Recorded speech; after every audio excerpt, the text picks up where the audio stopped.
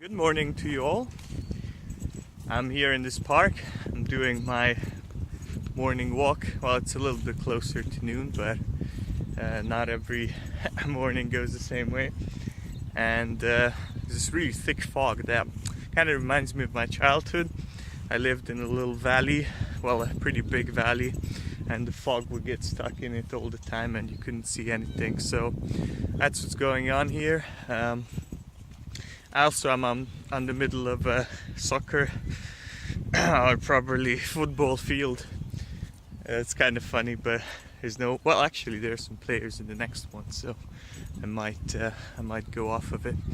So yeah, or I'm gonna just go in circles here, so you can see the. What's that? I don't know, that thing over there. Okay, so gate. Is it gate? I think it's gate. So, today I want to talk about my week. It's been the first week of my entrepreneurial leap, and I think I've had a pretty good run, pretty productive week, but there were also some things that didn't go so well, and last night, especially Friday and Saturday, didn't go so well, and last night I had a long talk with myself, and because I wasn't feeling great, so I said, okay, let's try to have an empathic talk, and let's try to identify some of the factors that weren't going so well. So I did that, and that helped me figure out a few things that weren't helping me this week. So I'll just go into I'll try to be quick into the basic things that worked and didn't work this week for me. So the most useful thing I've done this week have been my morning audio logs, and I would use these audio logs to kind of a journal to record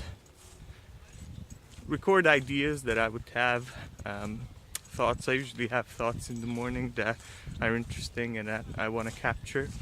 But directly tied to my productivity is the fact that each morning I would set out a plan for the day. And this is inspired by many things, amongst them I like Chris Stefanik's idea of setting a win for the day. I don't know if it's his idea or not, but I heard it from him, so that's nice. Setting a win or more wins of the day that are the most important thing that is to be accomplished. And I've done that Monday through Thursday, and I kind of planned out the day. So I looked pretty weird. I would go around with my headphones in my ears, doing this kind of early morning walk, and I would say, okay. So I woke up. I didn't wake up very consistently. That's a next level thing for me. But I would wake up and I'd say, okay, it's 9. What do I want to achieve? How can I slot it out? When is my cutoff point? At which point do I say, okay, that's the end of this day, and it's time for me to do something for myself. Well, something other than producing podcasts and things like that, which I enjoy in a limited quantity per day. So that worked really well, and the days in which I didn't do that, which was Friday and Saturday, were the days that went less well. I was less focused, and having this planned out really, and then I would write them down on my notebook, and then I could look at that and see how it's going. Now that helped a lot. So the things that didn't help were the following. So I keep hearing that, okay, it's pretty, I think I'm in behind the sun. I don't know what to do. It's gonna be a little bit dark for a second here. So what didn't work was, well, you keep hearing this set pauses things, and it's part of the Pomodoro technique. It's part of the standard employment technique. If you go work 8 hours somewhere, they're gonna send you on a break or give you a break. They don't usually don't have to really be aggressive about sending you there with most employees, myself included. You hear that. I also pretty sure it was read in Brian Tracy that should have a day for rest. You hear that too, and I heard that too. I heard all of that. I don't know if I heard having a cutoff point during the day, but that would kind of match the same thing. If you're, well, again, if you're an employee, that's figured out for you. If you're self-employed, then it's more in your control. It's kind of easy to let it slip up. So you hear all of these things, but I heard all of these things, but I didn't really realize why they were so important. And this week really taught me about what was going on there. And the problem that I noticed as the day went on, so I wouldn't do any of these things, and I would just keep going. But I noticed a number of things. So not having breaks, planned breaks during my work, led to me having having breaks within my work. So my attention would drift off, and I would do less essential things. I like checking analytics every 10 minutes, so that would be one of my guilty pleasures. But it didn't work well. It did not help me rest and be able to refocus, and it led to a lower sense of self-efficacy. So I was like, yeah, I'm working, but I'm not doing the right thing. I wasn't great. And if instead I would have said, okay, I'm gonna take a break. It's a break, and yeah, I would have accomplished a lot more. But I didn't do that. So that's number one benefit. Number two benefit is kind of the cutoff point is that everybody has a certain need for, I call it rich experiences, entertainment, relaxation as well, so plus rich experiences. So relaxation, entertainment, things like that. Just at least switching your mind to something else. And when you don't do that and kind of pre-planned, you don't have to be super strict. I'm not saying that. So it will work for some people and won't work for other people, but being at least conscious of that. If you don't have it somewhere planned out to some degree, another train, then it's gonna spill over into places where you don't want it to go. So for example, your sleep time. So I would experience this. I would work all day, and then I was okay. I'm gonna go to sleep. That of course didn't work. That didn't. I couldn't fall asleep. I was like, I want to watch a little bit, some videos, and extended that. Of course, did not help with sleep. It extended it out, blue light, etc., etc. So I found that very helpful.